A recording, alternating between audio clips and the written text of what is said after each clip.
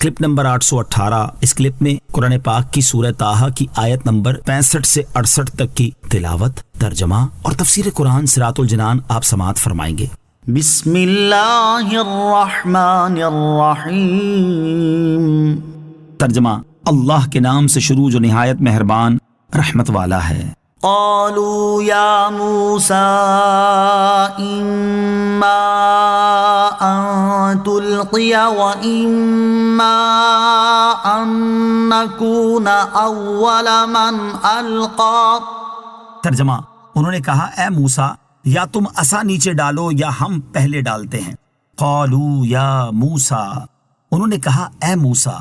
جب جادوگروں نے صف بندی کر لی تو انہوں نے کہا اے موسیٰ علیہ الصلوۃ والسلام، آپ پہلے اپنا عصا زمین پر ڈالیں گے یا ہم پہلے اپنے سامان ڈال دیں؟ جادوگروں نے ادب کی وجہ سے مقابلے کی ابتدا کرنا حضرت موسیٰ علیہ الصلوۃ والسلام کی رائے مبارک پر چھوڑا، اور اس کی برکت سے آخر کار اللہ تعالیٰ نے انہیں ایمان کی دولت سے مشرف فرما دیا۔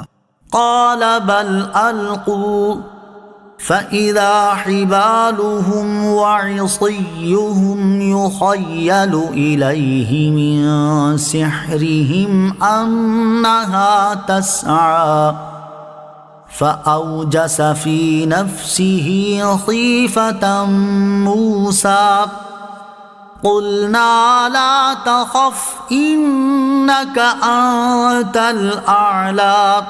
ترجمہ: موسیٰ نے فرمایا بلکہ تم ہی ڈالو، تو اچانک ان کی رسیاں اور لاٹھیاں ان کے جادو کے زور سے موسیٰ کے خیال میں یوں لگیں کہ وہ دوڑ رہی ہیں۔ تو موسیٰ نے اپنے دل میں خوف محسوس کیا، تو ہم نے فرمایا ڈرو نہیں، بے شک تم ہی غالب ہو۔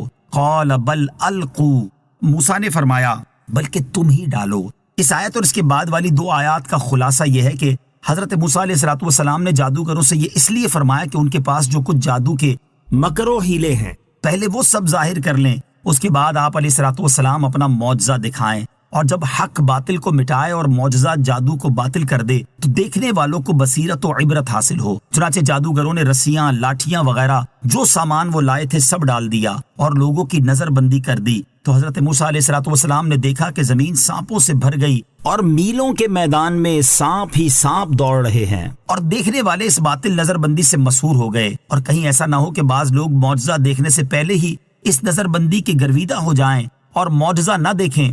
اس وجہ سے حضرت موسیٰ علیہ الصلوۃ والسلام نے اپنے دل میں قوم کے حوالے سے خوف محسوس کیا۔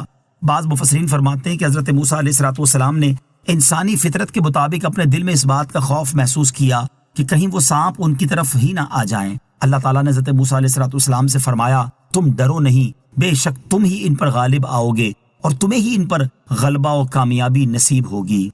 صلو علی الحبیب صلی اللہ تعالی علی محمد صلی اللہ تعالی علیہ وسلم۔ مجھے اپنی اور ساری دنیا کی لوگوں کی اصلاح کی کوشش کرنی ہے انشاءاللہ عز و جل۔